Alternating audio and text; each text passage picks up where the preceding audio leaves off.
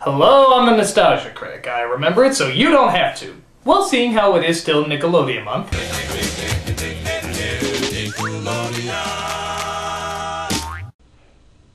Indeed. I think it's time that we look over another element of Nickelodeon's success, the sitcoms, or as I like to call them, the Nickcoms. These are the live-action comedies that try to deal with kids' problems the same way primetime comedies try to deal with adult problems. They were creative, entertaining, and fun... Well, okay, maybe not exactly funny, but certainly inventive. You couldn't get these shows out of your head no matter how hard you tried. God knows we tried. So, rather than mock these shows, let's take a look at how these shows help put Nickelodeon on the map. Let's start with one of their very first Nickcoms, You Can't Do That on Television. Though technically not made by Nickelodeon Studios, You Can't Do That on Television played a big part in helping give Nickelodeon its identity. It was a sketch show like Saturday Night Live or SCTV that had recurring characters and usually a theme that tied them together. For example, if the subject was romance, every joke in the show would have to be about romance. And if the subject was mediocre, underwhelming comedic writing, you'd pretty much have every single episode ever written. Watch this if you don't believe me. What is it? You look so happy. Mom, it was love at first sight. I know exactly how you feel, dear. It was love at first sight when I met your father.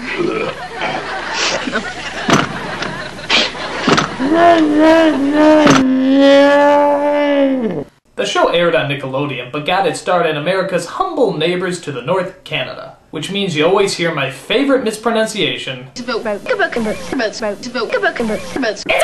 you socially polite freaks! It's about A-B-O-U-T, not A-B-O-O-T! Stop saying a boot!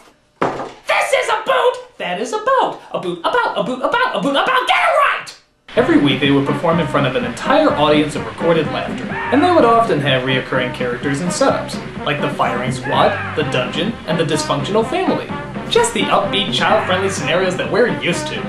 Something you may have noticed is that all the adults are played by just two people, Christine McGlade and Les Lyle, who did the majority of the roles, jumping from fatsuit to fatsuit. I have nothing against this guy, but I don't know. Tell me if some of these jokes seem a little creepy nowadays. Like when he plays Blip, the arcade repairman.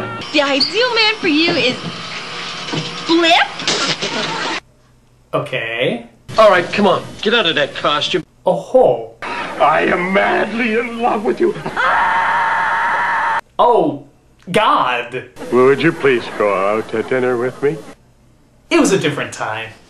I don't think you have to worry much, though. Most people like to know what kind of gender you are before they start hitting on you, and these kids were often very hard to sort out one from the other. In fact, I often like to play a game at home I like to call Boy or Girl! Alright, let's take a look at our first subject. Short hair suggests male, but the fluffiness of it suggests female. Lack of makeup is more masculine, but then again, those shorts leave very little to the imagination. I'm gonna say boy. I got it! Alright, next one. Long hair covers the ears, but kind of a boyish shirt. I think ultimately I'm gonna go with girl. Alright, I'm gonna have to make it up in the final round. Next subject. Oh my God. I have no idea. Well, the long hair, of course, is feminine, but the lack of any fashion sense is masculine. The earrings, I guess, are a little girlish, but everything else... I'm gonna have to use one of my lifelines. I am going to call a friend. Hey, Joe! Get over here! What? Come here! Get over here! What? The fuck is that? I don't know. What? Don't you have a clue? Could be a dude. Yeah, but look at the earrings! Yeah, but look at the glasses. Alright. I'm gonna say boy. It has to be a boy. What? It's a girl? Oh, bullshit! No, that's unbelievable! No, I don't know what that is. What is that? Look at it! What is It that? looks like a mix between Bill Gates and Velma from Scooby-Doo! What a ripoff! Oh, that is so... Aside from finding gender loopholes, the show mostly told a lot of lame jokes that even most younger kids knew weren't exactly that funny. Hey, Vanessa. Yeah, Lisa? What do you think about computer dating? I think it would be pretty boring. Boring? Why? Well, who wants to go out with a computer? You see, if they wanted to make it like a real locker room, they throw in some real high school problems. Like, Hey, Christine. Yes, Alistair? Did you hear that Vanessa got pregnant? Wow, I wonder if she's gonna keep it or abort it. Is abortion even legal in Canada? I don't know. With our healthcare, anything is possible. Hey, Doug. Yes, Vanessa? Is this just a cheap ripoff of Laugh-In? I'm just praying I have a career after this show. That would have been more realistic. Actually, the ironic thing is, for a show called You Can't Do That on Television, it's pretty friggin' tamed. Especially considering that most of the things here they are doing on television. I mean, seriously, things that you can't do on television would look like this. You see? It's nothing, because you can't do it on television! Okay, for as much as I bad talk this show, it did start a lot of iconic ideas for Nick. Like the idea of having kids be the star of their own sketch show. The idea that a show with mostly dialogue won't bore kids to death. And of course, the always classic... Yep, that's right. This was the first show to introduce that frog diarrhea known as Nickelodeon slime, which dropped down on the kids every single time they said the phrase, "I don't know."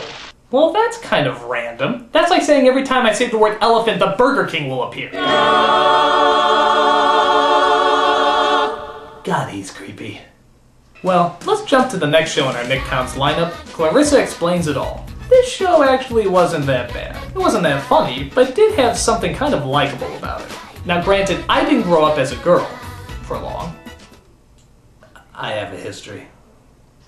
But this show did pretty good at keeping both girls and boys interested in the program. What was it about? A teenage girl. And that's about it. Pretty much just a teenage girl. Adventure Home! Hey, come on, that's not very nice.